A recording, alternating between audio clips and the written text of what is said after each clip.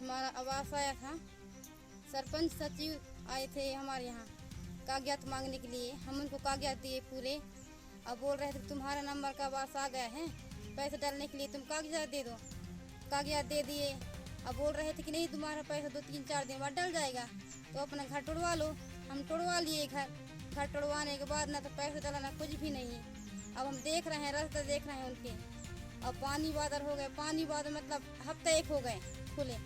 अब हम यहाँ गांव बस्ती के लोग को इकट्ठा किए, फिर बोले कि नहीं हमारे यहाँ के अब पैसा ऐसा नहीं डल रहा है, तो या मतलब पन्नी और पैरा मतलब इकट्ठा करके बस्ती के लोग डाल दिए।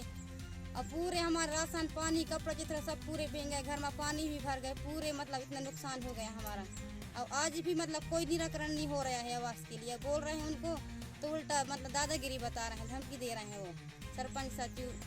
तो आखिर ऐसा व्यवहार क्यों किया जा रहा है आपके साथ? बस वही 2 ही नंबर सरपंच में आ गए थे, हम सरपंच में खड़े हुए, इसलिए हमारे साथ ऐसा हो रहा है सब। क्या कि नहीं जी तुम सरपंच में खड़े हुए हो, मतलब दुनिया भर कुछ भी बोल रहे हैं वो।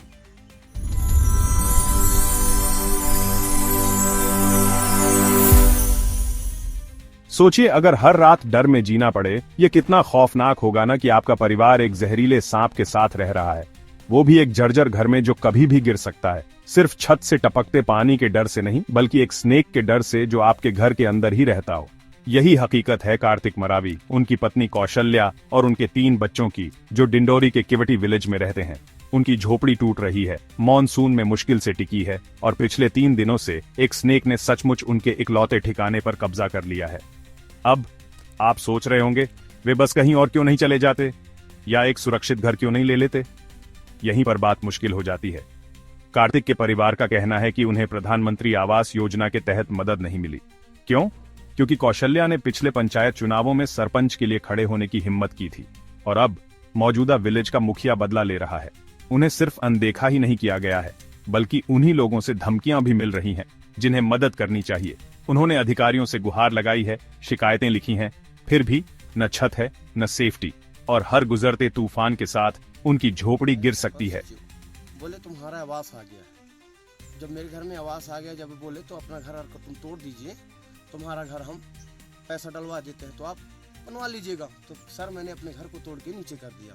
इसके बाद में अब आज 2 महीना हो गया, तो उनसे ने पूछा तो ये पुराना रंजिश को लेकर के मैं अपने घरवाली को सरपंची चुनाव में खड़ा किया, तो ये विपक्ष पार्टी बनते हुए मेरे को विपक्ष बनाते हुए आज मेरी स्थिति और इस टाइप में हालत किया गया है।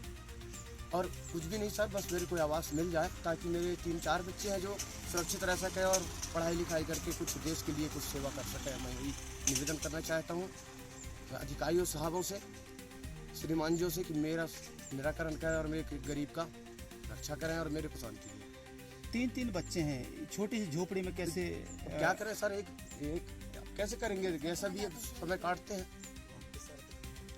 ऊपर घर पे सरफ भी घुसा है, बच्चे बाहर नहीं सोते, रात में पानी गिरा है, बाहर रहे, पूरा कतरी कपड़ा बाहर रखे हुए, वो सब दड़ार में सांप घुस जाते हैं। आग की दृष्टि से परेशान रहता हूँ। प्रधानमंत्री आवास के लिए कब आवेदन किया था आपने? प्रधानमंत्री आवास के लिए जब ये नया सरपंच जब बना था, जब सूची जो उनके जनगणना जब चालू हुआ था सर, उसी में मेरे गणना हुआ। तो फिर ये अभी जो पेशा कानून का जो बैठक लगा था, एक्ट के जो बैठक लगा था, उसमें बताया गया कि दूसरा नंबर में तुम्हारा आवास है और बगल वाले का भी, तो बगल वाले का तो बन गया। दूसरा नंबर में अमिता बाई के था, पहला नंबर में मेरे बताए थे, और इसके बाद में अभी तक कोई भी सुनाई नहीं। तो कलेक्टर साहब पास भी गए, वहाँ भी आवेदन दिया, कलेक्टर साहब भी के पास से कोई सुनाई नहीं आई। 3रा हफ्ता होने जा रहा है मेरा, और वर्ष लगे होते हाथ में वर्ष आए थे। अब मैं करूँ कहाँ जाऊँ, किससे बोलूँ। और सरपंच ये सचिव के पास जाओ तो भाई धमकी, मारपीट के धमकी होता है मेरे साथ, क्योंकि चुनाव न लड़ा होता तो आज स्थिति में नहीं होता। पर चुनाव लड़ने वालों के साथ, सच्चाई लड़ने, जो गरीब अगर चुनाव लड़े उसके साथ यही प्रकरण किया जा रहा है, और मेरे साथ में बहुत बड़े अत्याचार हो रहा है। जहरीले क्रीचर्स किसी भी पल हमला कर सकते हैं। सोचिए ऐसी हालत में अपने बच्चों को बचाने की कोशिश करना। कार्तिक और कौशल्या जमींदारा कुछ नहीं मांग रहे हैं, बस एक सुरक्षित घर का मौका, कुछ ऐसा जो हर परिवार को मिलना चाहिए। उनकी कहानी एक याद दिलाती है, गरीबों के लिए योजनाएं कुछ भी नहीं हैं अगर राजनीति और निजी दुश्मनी आड़े आती हैं। इस परिवार को जिस मदद की तुरंत जरूरत है वह कब तक मिलेगी, ये एक बड़ा सवाल है। जिले के तमाम जिम्मेदारों से